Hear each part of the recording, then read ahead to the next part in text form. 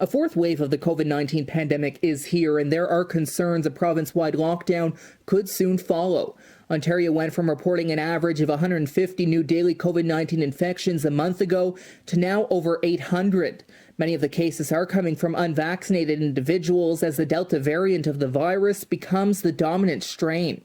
Business advocates are calling on the government to not shut them down again if cases continue to rise, at least for those who are fully vaccinated.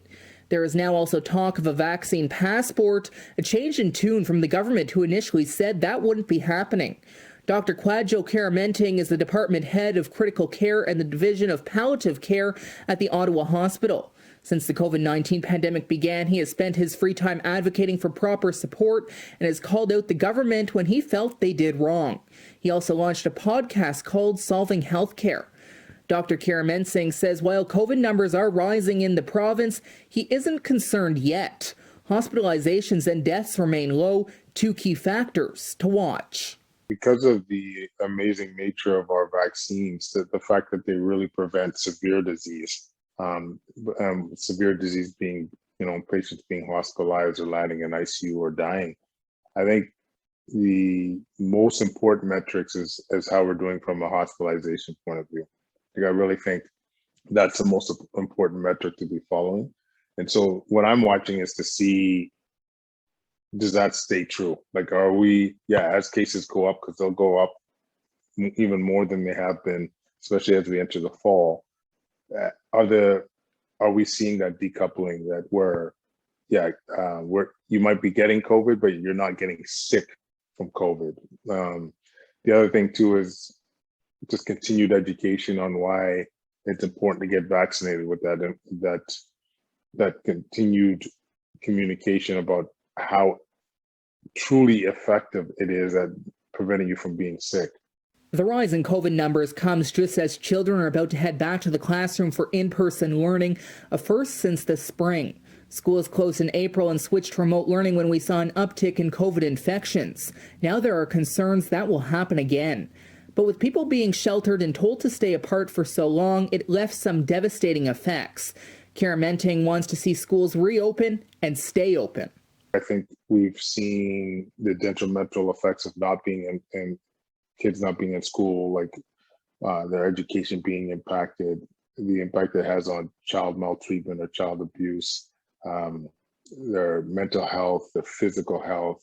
We've seen increasing admissions for eating disorders, for example.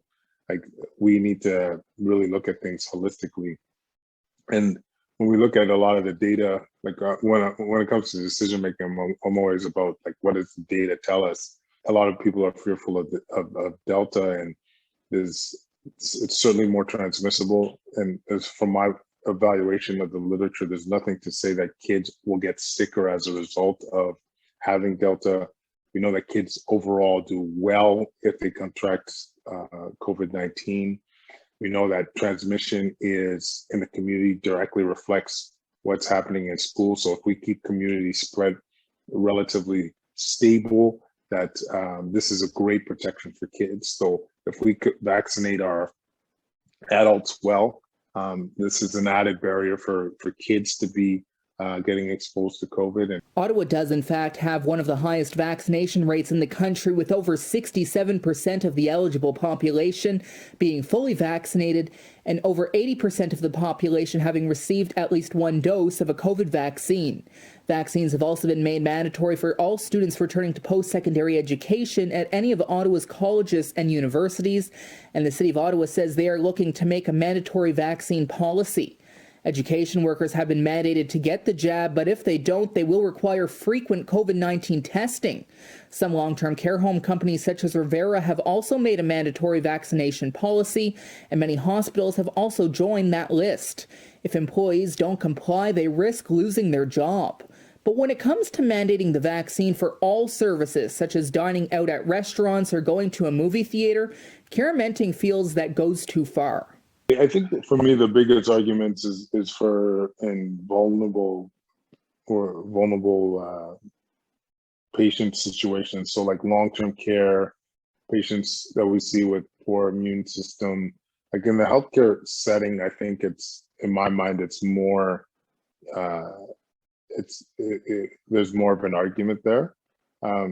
My concern with it being a global problem is, or a global, like using it in, for example, restaurants and what have you.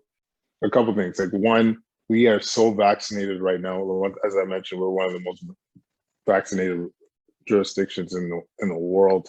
The amount of resources to do that and the practical aspects of the thing that I'm not sure if there could be better use of those resources. Like, there's the logistic component to that too. Like if you come from Alberta, you come in to visit, you got your like, how are you going to show that you have proof of vaccination? Is it going to be a form? Is it going to be an app? What's the logistics behind that? Now, the risk of COVID-19 vaccinations becoming mandatory for all sectors within the province of Ontario seems relatively low, at least for now, with the Ford Conservative government saying multiple times they don't plan to do that. But the government has also been known to backtrack in the past after receiving much public backlash, much like they're doing now with the possible vaccine passports. Charlie Sinach, UIN News, Ottawa.